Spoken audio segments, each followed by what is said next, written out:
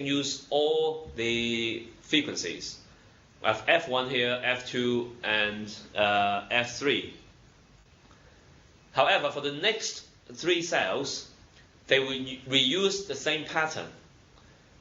I have this cell using frequency 1. This cell also uses frequency 1. I can do that because there is path loss in between.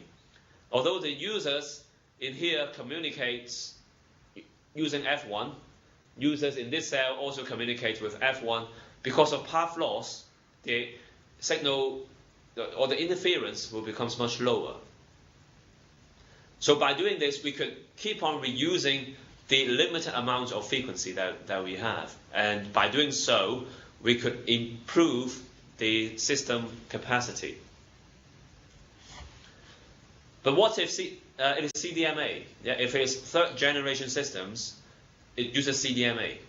For CDMA, it's code division multiple access. It allows users to use the same frequency and the same time, but by different spreading sequence, by different spreading codes. I won't have time to go through the basics of CDMA, but the importance of CDMA is that even if everyone sends at the same time and same frequency, because of the spreading codes, they won't have much interference. In fact, well, if you design it properly, the interference can become 0. So for CDMA, we can do some sort of code planning. Every cell for CDMA can use the same frequency, because effectively we can have, because based on CDMA, everyone can send using the same frequency. So all the cells reuses the same frequency. However, for each user, they use different spreading sequence. They use different codes, such that they will have low interference. But for CDMA, some sort of code planning will be needed.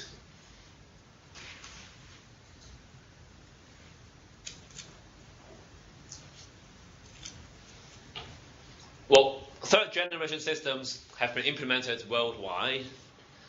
What's coming next is what we call 3.9G or beyond 3G. But apart from what many people will say, that what I'm going to talk about next, the WiMAX and the LTE, the long-term evolution, many people in the press say that they are 4G. Unfortunately, they're wrong. These are not 4G. These are not fourth generation systems. These are, as I've said, it's 3.9G. It's quite close to 4G, but not yet 4G. I'll talk a bit about 4G later on. But for this 3.9G or beyond 3G, they also use some sort of frequency, because what they do is they use OFDM or OFDMA, orthogonal frequency division multiple access. Because it's an FDMA nature, some sort of frequency reuse planning is needed. So for WiMAX, instead of using the conventional fixed frequency reuse pattern, an advanced approach is to split the cell into inner cell and outer cell. Because if you, well, imagine if you are very near to the base station, yeah, because if there are power control, we could transmit with lower power to the base station. If you are in a very close proximity to the base station, then you can transmit with very low power. The guys in the neighboring cell can also do the same.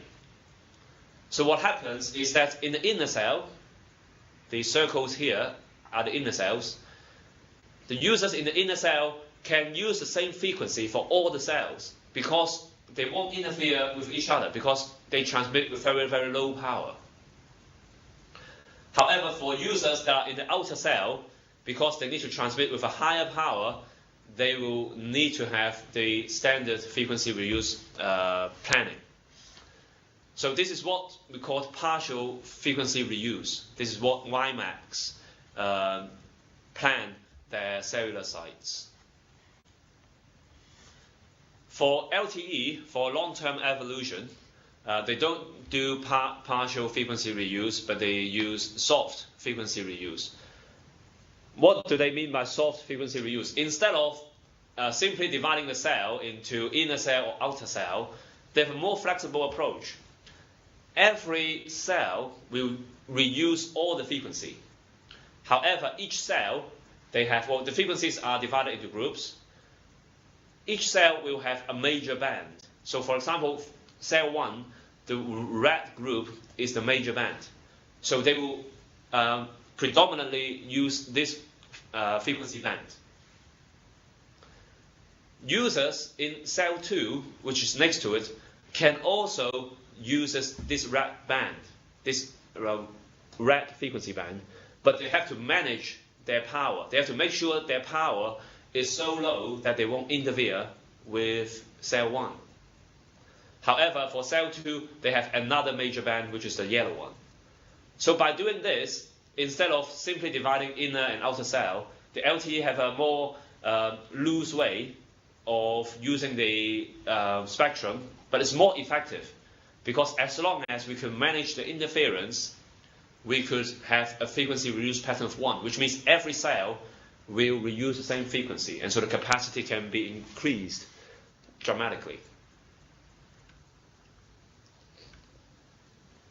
In cellular systems, there are, well, as I've said, the radio resource is very limited, so there are several radio resource management schemes that are very important.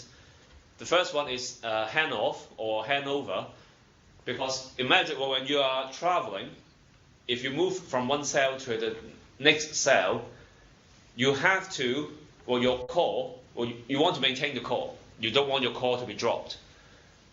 The cellular systems, what it has to do is to hand over your call from one base station to another base station.